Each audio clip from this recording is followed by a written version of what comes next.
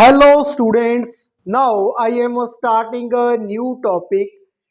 ये टॉपिक है हमारा that is a rectangular resolution of a vector in a plane. तो ये क्या होता है rectangular resolution of a vector in a plane? The resolution of a vector into two mutually perpendicular vectors is called the rectangular resolution of the vector in a plane or two dimension। तो जब हम एक vector से this is R vector, इस vector को हम two mutually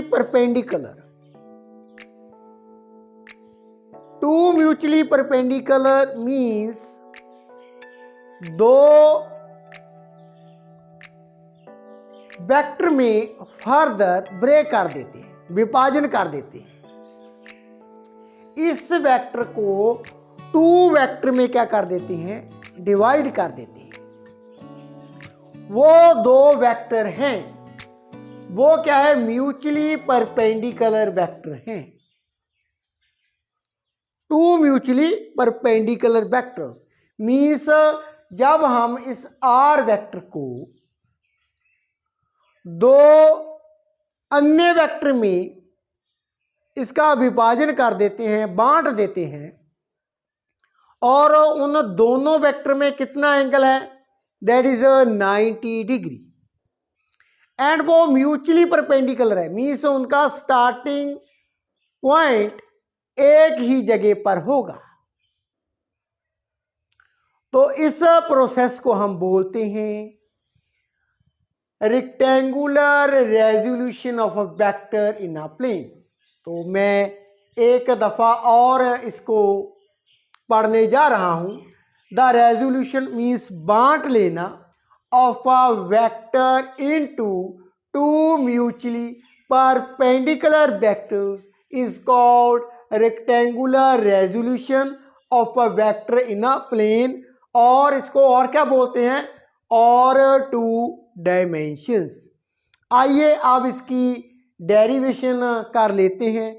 इस vector को हम in rectangular resolution of a vector in a plane करने जा रहे हैं। Now let us proceed further. अब मैंने इस आर वेक्टर को बांट लिया है into two vectors. One is OP vector and second is O Q vector. Into two mutually perpendicular vector में हमने आर वेक्टर का विभाजन कर दिया है, बांट दिया है। Now OP vector along x axis, O Q vector along y axis. मान लीजिए ओ पी वेक्टर इसकी मात्रा है x, ओ क्यू इसकी मात्रा है y। Further along x axis हमारे पास यूनिट वेक्टर ये है i cap, and along y axis unit vector that is j cap. अब स्टूडेंट्स एक ही बिंदु पर दो वेक्टर एक्ट कर रहे हैं, तो हम parallelogram law of vector addition use करने जा रहे हैं। मीन्स ओ आर वेक्टर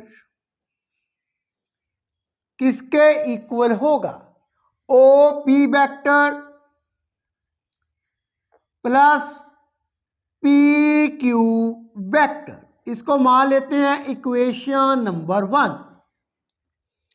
अब हम जानते हैं इन द प्रीवियस वीडियो मैंने यूनिट वेक्टर के रिगार्डिंग एक्सप्लेन किया था। यूनिट वेक्टर क्या होता है, given vector divide by its own magnitude. Given vector को उसी की मात्रा के साथ हम डिवाइड कर देते हैं। तो गिवन वेक्टर को कैसे लिख सकते हैं, ए वेक्टर इक्वल टू उसी वेक्टर की मात्रा को यदि हम यूनिट वेक्टर के साथ मल्टीप्लाई कर देंगे तो हमारे पास क्या होगा, given vector. Now OP vector को कैसे लिख सकते हैं? ओपी वेक्टर ये है हमारे पास, इसकी मात्रा कितनी है, x multiply by unit vector. Similarly P Q vector, इसको कैसे लिख सकते हैं? इसकी मात्रा हमने y मानी है, मल्टीप्लाई बाय यूनिट वेक्टर। तो हमारे पास O R vector that is R vector equal to क्या होगा, X I cap plus Y J cap. तो ये है हमारे पास resolution of a vector in a plane rectangular resolutions. X I cap and Y J cap ये क्या represent करते हैं? ये रिप्रेजेंट करते हैं कंपोनेंट्स ऑफ वेक्टर्स। ये कंपोनेंट्स वेक्टर हैं किसके, आर वेक्टर के। And X and Y represent the magnitude of component vectors. आगे स्टूडेंट्स इनकी मैग्नीट्यूड हम मात्रा को फाइंड कर लेते हैं। मान लीजिए जो वेक्टर आर है वो कितना इंक्लिनेशन बनाता है, मान लेते हैं theta with the X axis. तो students in triangle O P R हमारे पास ओ पी आर ट्रायंगल में कॉस थीटा ये कितना होगा, cos theta base over hypotenuse in terms of magnitude means X over R. यहां पर मैं मात्रा को यूज कर रहा हूं। तो x हमारे पास क्या है, आर कॉस थीटा। सिमिलरली अब हम बात करते हैं साइन थीटा की। साइन थीटा क्या होगा, sine theta, sine theta perpendicular over hypotenuse. अब आयत में opposite sides are equal means P R equal to O Q means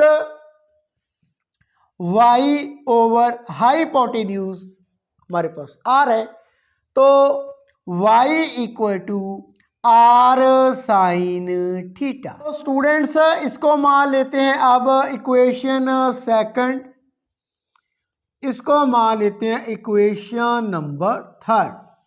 equation second and third ये क्या रिप्रेजेंट करती है, ये इक्वेशंस रिप्रेजेंट कर रही हैं मैग्नीट्यूड मात्रा को किसकी, component of vectors. Component vectors हैं जो हमारे पास, उनकी मात्रा को क्या है रिप्रेजेंट कर रही है equation second and third. Further in right angle triangle O P R यहाँ पर मैं पाइथागोरस थ्योरम को अप्लाई करने जा रहा हूँ। मीन्स ओ आर इसका square equal to O P square plus C R square. Now this is R square equal to O P, magnitude कितनी है, X square plus Y square. R equal to square root X square plus Y square.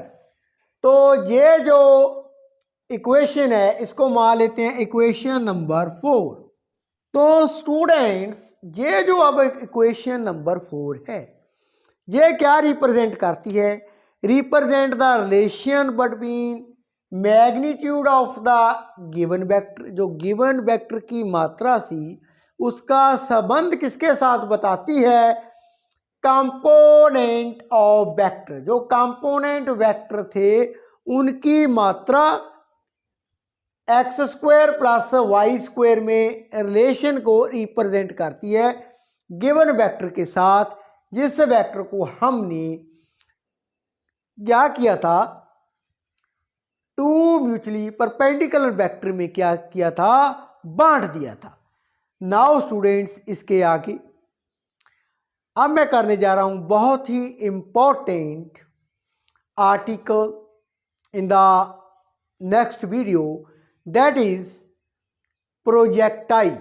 Projectile क्या होता है और इसकी हम derivation करेंगे।